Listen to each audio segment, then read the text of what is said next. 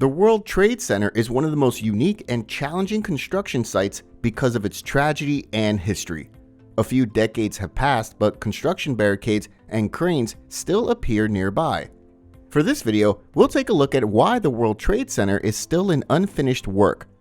The Twin Towers, part of the original World Trade Center, were the highest structures in the world when they were finished and unveiled in 1973.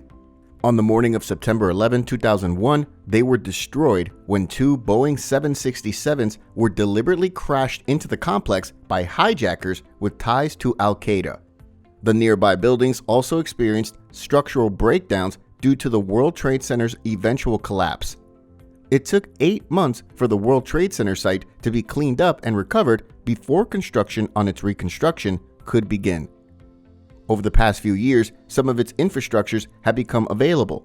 The Memorial Plaza and its twin reflecting ponds were completed in 2001. Additionally, the National 9/11 Memorial and Museum also opened its doors. The building with a distinct antenna spire, formerly the Freedom Tower, opened in 2014. It's now known as One World Trade Center. In the year 2016, the opening of more buildings was witnessed.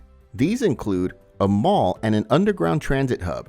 3 bright skyscrapers were recently constructed and are now open and operational. These buildings stood instead of those lost in the attack.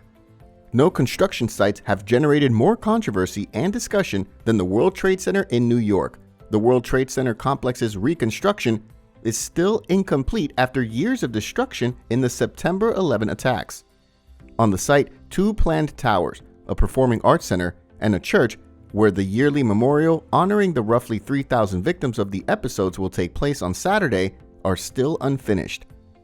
Even though construction is still ongoing, visitors to the commemoration will no longer feel like they're in a construction area.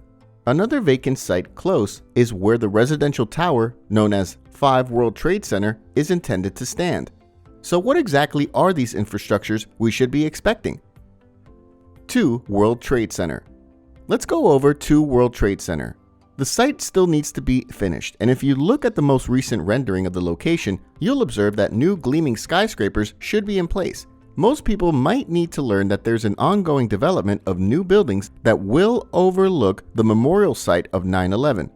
Several vibrant paintings on steel sheds near the Oculus may be seen when you walk about the neighborhood. This is not solely an art display to amuse passerbys. Actually, it's the 2 World Trade Center office skyscrapers' unfinished foundations. Before beginning construction, developer Larry Silverstein stated that he intended to secure an anchor tenant for the tower. The 2 World Trade Center is designed to be the second tallest skyscraper in the location, which could eventually have 80 floors shortly. Performing Arts Center. Now let's go over to the Performing Arts Center. The Ronald O. Perelman Performing Arts Center is currently being built just to the west of the future site of 2 World Trade Center and is slated to open in 2023 after years of delays. A performance center was included in Daniel Libeski's original plans for the World Trade Center. Still, after Frank Gehry and the Norwegian firm Snohetta were selected to build it in 2004, the disagreements over its budget and design jeopardized its future. The directors of the center revealed a new group of architects in 2015. The new team consists of Joshua Prince Ramus of Rex Architecture PC and the company Davis Brody Bond, who developed a cube made of translucent glass and marble. After construction is complete, the top floor of the Art Center will feature a flexible collection of spaces that may be organized into 1, 2, or 3 theaters for drama, dance, film, and music. On the lobby level, a small stage will host free acts. According to Leslie Koch, the Art Center's president, all components are automated, so the walls, the floor, and the chairs all move. The banker and investor, Perelman, donated $75 million to secure name rights. The Lower Manhattan Development Corp., an organization established after the attacks to promote redevelopment, is providing $100 million toward the construction of the $500 million center, in addition to the contribution made by Perelman. Mike Bloomberg, a former mayor of New York City, is chairman of the board and a project donor. Greek Orthodox Church. After years of delays, construction operations are moving forward significantly on the long-delayed structures of St. Nicholas Greek Orthodox Church and National Shrine, which will replace the only place of worship destroyed in the attacks. A structure designed by architect Santiago Calatrava will be rising close to the southeast corner of Ground Zero. From atop a different system that serves as the entrance to the World Trade Center's basement garage, it will have a spectacular view of the Memorial Plaza. The church, expected to be finished the following year, has a marble exterior that can be lit from within and a Byzantine-style dome. Also, the church will be bordered by a small public park. The project's location was argued, which initially caused a delay. The Trade Center's owner, the Port Authority of New York and New Jersey, and the Greek Orthodox Archdiocese of America disagreed. Because of this, the Archdiocese resulted in falling behind on payments. The project's expenses skyrocketed, and construction was suspended until late 2017. On behalf of the Archdiocese, a new organization called Friends of St. Nicholas, headed by a core of wealthy Greek Americans, took over management and gathered the remaining money. The resumption of construction in August 2020 is anticipated to cost close to $85 million. The building was just recently consecrated on July 4th of this year. 5 World Trade Center. The tower that will take the place of an office building used by Deutsche Bank was destroyed and defiled by the Twin Towers collapse and has not yet started construction. Between 2007 and 2011, the original structure was demolished. Sadly, this process was not without tragedy. In the building, the demolition in 2007 claimed the lives of 2 firefighters. The now cleared area will be developed as a 270-meter tower with office and commercial space, in addition to 1,325 apartments by a collaboration led by Brookfield Properties and Silverstein Properties, which was chosen in recent years by the LMDC and the Port Authority of New York and New Jersey.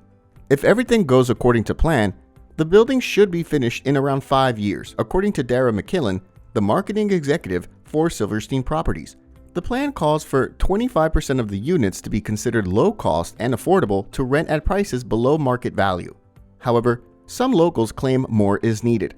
They want all of the apartments to be within their means. Todd Fine, a supporter of Lower Manhattan preservation, described the number of affordable housing units as being 330 as very minimal. The unanimous demand was always that there be affordable housing. The choices made by the government and the powerful laid the foundation for New York City's skyline's upcoming chapter. Given that the tragedy occurred several decades ago, the reconstruction has yet to be finished since both 2 and 5 World Trade Centers found themselves confronted with extreme difficulty just to put a spade in the ground. Although these problems may be exceptionally challenging, they are not uncommon. New skyscraper projects all across this city face the same difficulties. Locating the right businesses to rent space in a changing market, developing apartments that offer the accommodation people need, and obtaining the funding to make it all happen are just some of these hurdles. At the end of the day, both residential and commercial skyscraper developers are looking to make a profit.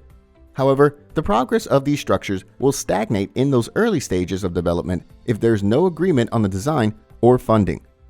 The World Trade Center projects in New York demonstrates the difficulties and delicate issues that current construction projects, especially our skyscrapers, face whenever they're trying to be developed. These structures give our cities their character and show the progress of our societies. They are the result of the battles that started them out and the forces that created them. The history of these battles is recorded and preserved through steel and concrete. Whatever buildings emerge from these locations will contribute to the history of New York. When will the World Trade Center in New York be completed? Let us know in the comments below. If you enjoyed this video, don't forget to hit the like button and make sure you subscribe to Madewell Finder so that we can keep making such incredible videos for you. Thanks for watching.